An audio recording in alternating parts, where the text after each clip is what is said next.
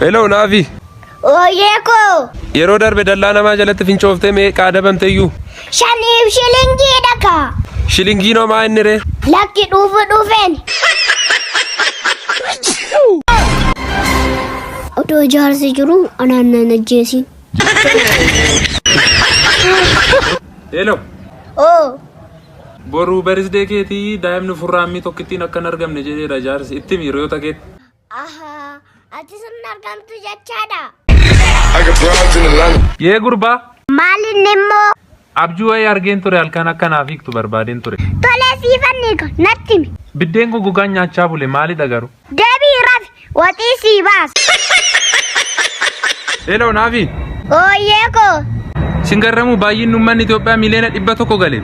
Fara akka keefan lakkaawwamneetika.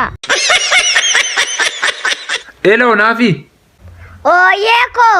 Chiidhaa si'a 40 ol dhaloota immoo si'a 30 ol hirmaaddeera garuu amma yoona jaalallee tokkitti ishiin qabu kophaa koon jira. Dhiisi kana ati nama miti. Maalidha ree gurbaa? Dunkaana. Hello Naafi. Ooyyeeko. Baay'ee qallatteettaa jedhanii qallana keessa dabartee akka suuftitti haphattee jedhani maanni? Yeroo furraan akkasuma godha. Hello Naafi makiinaa kosana nama narraa bituun nabiyaanillee 69,999 jedheen namuma garagareen alaaluun dhabe. Akka gootu. Baatii sii tarsaasite abaaboo keessa dhaabi. Maskootii sii cufite basootti rukutu. Gurguritti dabalite qiqqiliitti nyaadhu. Gurbaa akkamitti rukutamtee galta maqaadha dhiira rarraaftee deemta miti? Maalinni isa namatti rukutanii? Naafi saaxinni reeffaa birrii 4,500 galee waaqni umurii keenya nuuf haa dheeressu malee. Maaltu si laallataatiin kaffaltu? Hello Naafi dhumni biyya lafaa yoom akka ta'e beektaa garuu? Maalittaan si beeka? Guyyaa si teessisee dhuufuudha yaaltu sana. Nukuleen waan uftuu sitti fakkaate. Hello Naafi. Ooyyeeko. Moodelistii ta'uu koo beekta miti garuu qaamni hokkatti ishiin bareeddu kannaa jijjiiramaan dhufe amma immoo. Dallaa iyyee sanatti fakkaata. Naafi garuu gaa'elli mana fincaaniti warri keessa jiran ba'uu barbaadu warri ala jiran immoo itti seenuu barbaadu. Maa inni garuu wanti isa.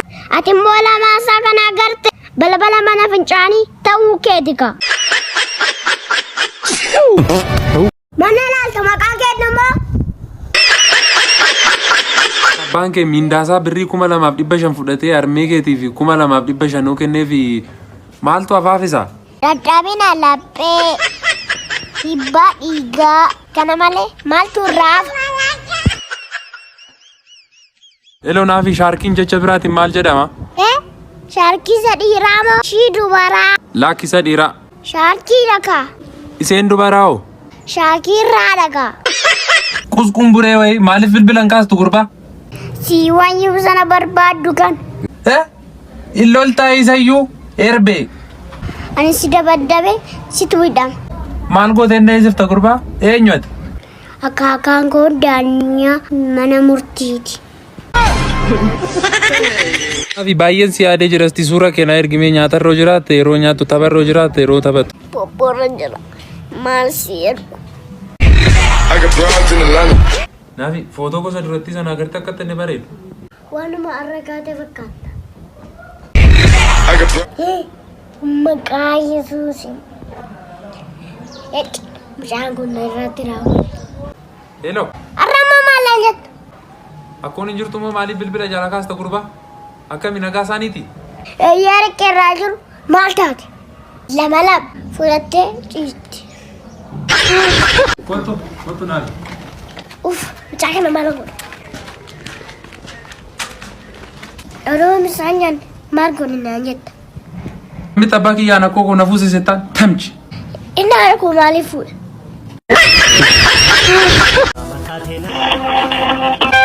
Kooftaa macha mucaan kun irratti daawwal. Hello. Kadhannaa wayiin na barbaachisee carraa biyya alaa naa dhufee akka naa kadhattan barbaadeen ture. Ati jalbaatti karaachii galfatte. Yee gurbaa. Ooyyee koo. Maqaa kee eenyu naan jetteeyyuu? Mollaa dhaqa. Qubee caarratti dabali.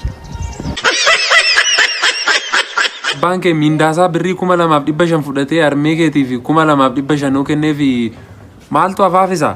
Dadhabina laphee dhiibbaa dhiigaa kana malee maaltu irraa hafa?